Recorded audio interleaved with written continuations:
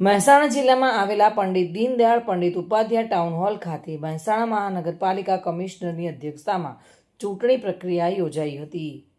જોકે પ્રથમવાર મેયર પદ માટે બહુમતી સાથે સોનલબેન વિષ્ણુભાઈ ઓઝા અને ડેપ્યુટી મેયર પદ માટે રમેશભાઈ રાજપૂતની નિમણૂક કરવામાં આવી હતી.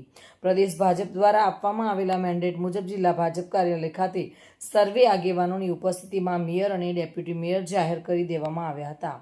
મહેસાણા મહાનગરપાલિકાના નવા મેયર તરીકે સોનલબેન વિષ્ણુભાઈ ઓઝા અને ડેપ્યુટી મેયર તરીકે રમેશભાઈ રાજપૂત, કારોબારી ચેરમેન તરીકે દીપકભાઈ પટેલ અને નેતા તરીકે વિશાલભાઈ ઠાકોર અને દંડક તરીકે અનિલભાઈ દેસાઈના નામોની જાહેરાત કરવામાં આવી હતી. સર્વે નવનિયુક્ત પદાધિકારીઓને હાર્દિક શુભેચ્છાઓ પણ પાઠવવામાં આવી હતી. ભારતીય જનતા પાર્ટીનો અને સર્વેનો ખૂબ ખૂબ આભાર. અને મને જે આપ મળ્યું છે અવસર, તો એને હું ખૂબ નિષ્ઠાપૂર્વક એને કાર્ય કરીશ.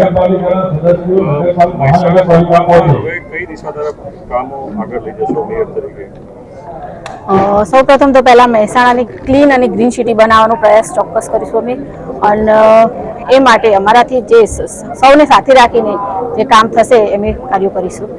છેલ્લા એક વર્ષમાં જે કમિશનરી સત્તામાં જે કામો થયા છે એનાથી વધુ કે અથવા એમાં વધારો કેવી રીતે કરશો આપ?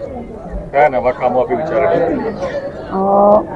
પહેલું તો મહિલાઓનું સશક્તિકરણ, જે આપણે માનનીય વડાપ્રધાન શ્રી નરેન્દ્રભાઈ મોદી સાહેબનું સ્વપ્ન છે એમ સામાજિક રીતે મહિલાઓ આગળ આવે એમાં આગળ કાર્ય કરીશું. અને મહેસાણા, ગુજરાતને એક નવું મહેસાણા વિકસિત અને પાર્ટીએ જવાબદારી આપી ભારતીય જનતા પાર્ટીનો અને મોવડી મંડળનો ખૂબ આભાર માનું છું. પ્રથમવાર મહેસાણામાં મહાનગરપાલિકા થવા જઈ રહી એમાં પહેલું જ મને તક મળી, તે બદલ પાર્ટીનો, સંકલનનો અને સૌ કાર્યકરોનો, મોવડી મંડળનો સૌનો હું દિલથી આભાર માનું છું.